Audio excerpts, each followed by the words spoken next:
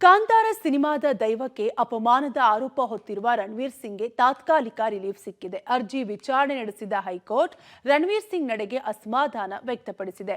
ಒಬ್ಬ super star ಆಗಿ ಯಾವ ರೀತಿ ನಡೆದುಕೊಳ್ಬೇಕು ಅನ್ನೋದು ಗೊತ್ತಿರಬೇಕು. ಸೂಪರ್ ಸ್ಟಾರ್ ಆದ್ರೂ ಅಷ್ಟೇ, ಕಾನೂನು ಎಲ್ಲರಿಗೂ ಒಂದೇ ಅಂತ ನ್ಯಾಯಮೂರ್ತಿ ನಾಗಪ್ರಸನ್ನ ಪೀಠ ಚಾಟಿ ಬೀಸಿದೆ. ಈ ಕುರಿತ ಕಂಪ್ಲೀಟ್ ರಿಪೋರ್ಟ್ ಇಲ್ಲಿದೆ, ನೀವೇ ನೋಡಿ. ದೈವಕ್ಕೆ ಅವಮಾನ ಪ್ರಕರಣದಲ್ಲಿ ರಣವೀರ್ ಸಿಂಗ್ಗೆ ರಿಲೀಫ್, ಕಾನೂನು ಎಲ್ಲರಿಗೂ ಒಂದೇ ಎಂದು ಹೈಕೋರ್ಟ್ ಹೀಗೆ ನ್ಯಾಷನಲ್ ಅವಾರ್ಡ್ ಫಂಕ್ಷನ್ ನಲ್ಲಿ ಕಾಂತಾರ ಚಿತ್ರದ ದೈವವನ್ನ ಅನುಕರಣೆ ಮಾಡಲು ಹೋಗಿ ಬಾಲಿವುಡ್ ನಟ ರಣವೀರ್ ಸಿಂಗ್ ಎಡವಟ್ಟು ಮಾಡಿದ್ರು. ದಕ್ಷಿಣ ಕರ್ನಾಟಕದ ಭಾಗದಲ್ಲಿ ಆರಾಧಿಸುವ ದೇವರನ್ನ ದೆವ್ವ ಎಂಬಂತೆ ಬಿಂಬಿಸಿದ್ದು ಸಾಕಷ್ಟು ವಿವಾದಕ್ಕೆ ಎಡೆ ಮಾಡಿಕೊಟ್ಟಿತ್ತು. ಇದರ ಬೆನ್ನಲ್ಲೇ ನಟ ರಣವೀರ್ ಸಿಂಗ್ ವಿರುದ್ಧ ಆಕ್ರೋಶ ವ್ಯಕ್ತವಾಯಿತು. ದೈವಕ್ಕೆ ಅವಮಾನ ಸಂಬಂಧ ರಣವೀರ್ ಸಿಂಗ್ ವಿರುದ್ಧ ಪ್ರಕರಣವೂ ಸಹ ದಾಖಲಾಯಿತು. ಪ್ರಕರಣದ ವಿಚಾರಣೆಗೆ ಹಾಜರಾಗುವಂತೆ ಪೊಲೀಸರು 2 ಬಾರಿ ನೋಟಿಸ್ ನೀಡಿದ್ರು. ವಿಚಾರಣೆಗೆ ಹಾಜರಾಗದ ರಣವೀರ್ ಸಿಂಗ್ ಪ್ರಕರಣ ರದ್ದು ಕೋರಿ ಹೈಕೋರ್ಟ್ ಮೆಟ್ಟಿಲೇರಿದ್ರು. ಇಂದು ವಿಚಾರಣೆ ಕೈಗೆತ್ತಿಕೊಂಡ ನ್ಯಾಯಮೂರ್ತಿ ನಾಗಪ್ರಸನ್ನ ಪೀಠ ರಣವೀರ್ ಸಿಂಗ್ ನಡೆಗೆ ಅಸಮಾಧಾನ ವ್ಯಕ್ತಪಡಿಸಿದೆ. ನನ್ನ ಕಕ್ಷಿದಾರ ಇನ್ಸೆನ್ಸಿಟಿವ್ ವರ್ತನೆ ಮಾಡಿದ್ದಾರೆ. ಇನ್ಸೆನ್ಸಿಟಿವ್ ಸಾರ್ವಜನಿಕವಾಗಿ ವರ್ತಿಸಬಾರದಿತ್ತು. ಅದಕ್ಕೆ ಈಗಾಗಲೇ ರಣವೀರ್ ಬಹಿರಂಗ ಕ್ಷಮೆಯಾಚಿಸಿದ್ದಾರೆ ಅಂತ ರಣವೀರ್ ಸಿಂಗ್ ಪರ ವಕೀಲರು ವಾದ ಮಂಡನೆ ಮಾಡಿದ್ರು. ರಣವೀರ್ ಸಿಂಗ್ ಕರ್ನಾಟಕದ ಅಳಿಯ, ಅವರಿಗೆ ಇಲ್ಲಿಯ ಕಲ್ಚರ್ ಬಗ್ಗೆ ಗೊತ್ತಿರಬೇಕು.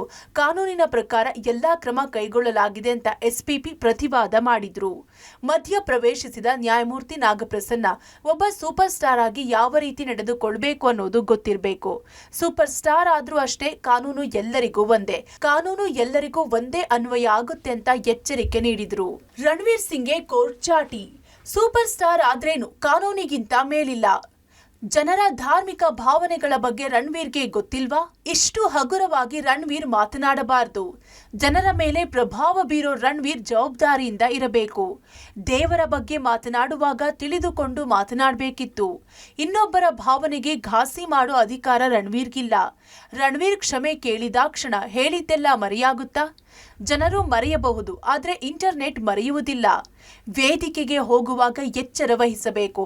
ಏನೇನೋ ಮಾತನಾಡಬಾರದು ಎಂದು ನ್ಯಾಯಾಧೀಶರು ಬೇಸರ ವ್ಯಕ್ತಪಡಿಸಿದ್ರು.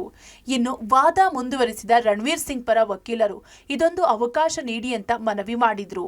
ಬಳಿಕ ಹೈಕೋರ್ಟ್ ಆಕ್ಷೇಪಣೆ ಸಲ್ಲಿಸುವಂತೆ ಸೂಚಿಸಿತ್ತು. ಇದೇ ವೇಳೆ ದುರುದ್ದೇಶಪೂರಿತ ಕ್ರಮ ಕೈಗೊಳ್ಳಬಾರದು, ತನಿಖೆಗೆ ಸಹಕಾರ ನೀಡಬೇಕು ಅಂತ ಷರತ್ತನ್ನ ವಿಧಿಸಿ ಬಲವಂತದ ಕ್ರಮ ಮಾಡಬಾರದು ಅಂತ ಸೋಮವಾರಕ್ಕೆ ವಿಚಾರಣೆಯನ್ನ ಹೈಕೋರ್ಟ್ ಮುಂದೂಡಿತು. ಸದ್ಯ ದೈವಕ್ಕೆ ಅವಮಾನದ ಪ್ರಕರಣದಲ್ಲಿ ರಣವೀರ್ ಸಿಂಗ್ಗೆ ತಾತ್ಕಾಲಿಕ ರಿಲೀಫ್ ಸಿಕ್ಕಿದೆ. Muralidhar, crime bureau, public TV.